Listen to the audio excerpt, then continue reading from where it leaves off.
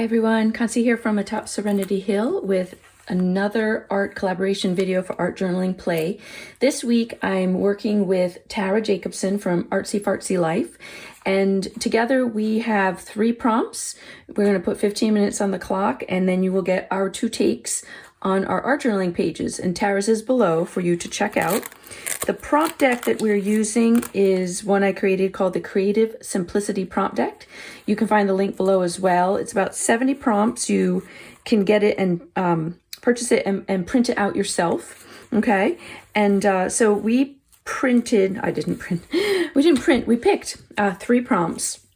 Obviously we have to pick them ahead of time so that we both know. And this week's are splatter, junk mail, and teal. And so I wanted to share a little bit about my supplies like I normally do, so you can get some idea of how to take a prompt and just kind of play with the concept of it. So when we had teal, I gathered anything that felt teal-ish. The only thing that actually has the word teal on it is this Golden High Flow acrylic paint. Other than that, it's just whatever I felt was teal-ish, and that's okay. And I did bring in this, it's called Kale Smoothie Paint, but when you would add white to it, it would get kind of more in the green, lighter green family. And then for teal, I also went ahead and added some papers. So I pulled this out. Didn't really have teal on it, but it caught my eye as I was going through my stash. Because it has some blue and maybe some yellow, teal and yellows go together. So I pulled that out. This caught my eye again, the color of the sky, the ocean here. And again, teal is just teal. It can be any version of blue or green that you like. This piece of paper with the color here, and then another, this is deli paper. It's one of my art journal pages that I scanned and then printed on deli paper. So I have that as something to draw from as well. So when it comes to splatter, I love to use a toothbrush to splatter with. I got a fan brush. I can splatter with that. I can splatter with just a regular old paintbrush. I also got a couple sprays. This one is as close to teal as I had, so I pulled it out. I also pulled this out. They're both metallics, glimmer mists. So my spray bottles don't always work that great. So to me, I know that sometimes they splatter. They don't just do a lovely mist. So I have them as a way to splatter. And then the last one is junk mail. And I wanted you to really keep your mind open with what junk mail is, because junk mail obviously is things that come in the mail that you don't use. But here's some other ideas that I have in addition to that. So this did come in the mail. It's an envelope, a bill envelope. It has a great pattern on the inside. This came around like a blanket I bought, and it has it's cardboard, but it has such great texture that I could use it to stamp with, or, you know, scrape paint off with. I don't know. I'm not sure, but there it is. I love that. This is a brochure from a local, the Anderson Art Center. I just love the colors, so I might use that. Then I've also printed some labels on regular paper by accident. I meant to print them. This one I meant to print on sticky paper. This is just the bottom half, and I can use that as this is junk mail, mail's going in the garbage, okay? I have a couple cards that people have given me that I think are beautiful, so I've hung on to them, that I might be able to use as some kind of paper for that. There's a wine bottle label, okay? A brown paper bag. Again, it's junk. Didn't come in the mail necessarily. This did come in the mail. It is like a flyer for a local store or a variety of stores, and it's got that newspapery quality to it, so I love that.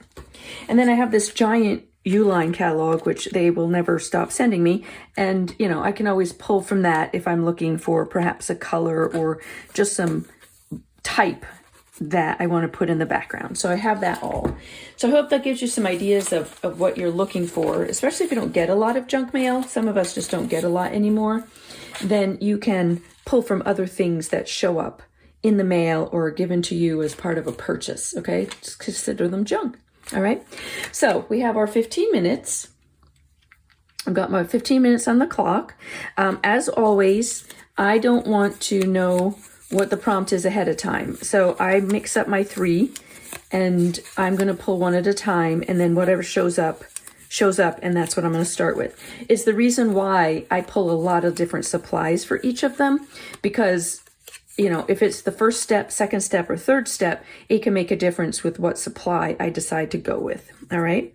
So we've got them all mixed up here. I'm going to pick the middle one, and we're starting with splatter. I'll put it off to the side so we can remember. I've got my timer. I'm going to set the timer for 15 minutes. We'll put it into fast motion so you can watch it a little bit, speed it up, and then we'll see what comes out. Thanks so much for joining me today.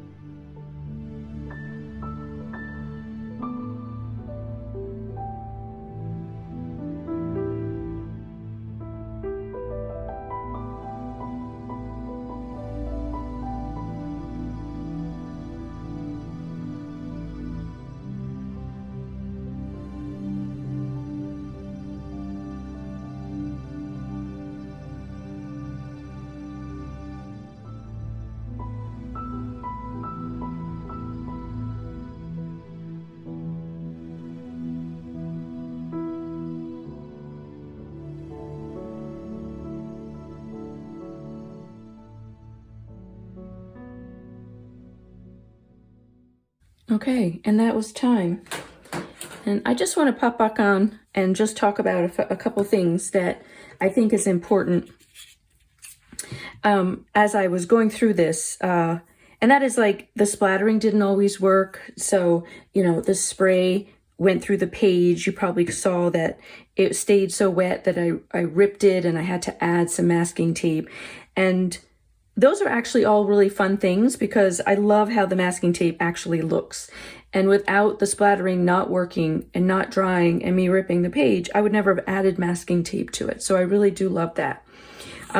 The splattering, I tried a couple different ways. I used a heavy body paint. I shouldn't have started with a heavy body paint. I should have started with a thinner paint. And then that's why I ended up grabbing my white gesso because I knew this gesso was pretty thin. So I could splatter with the white. It's not completely dry right now because the splattering is very wet. But that will just take some time to dry.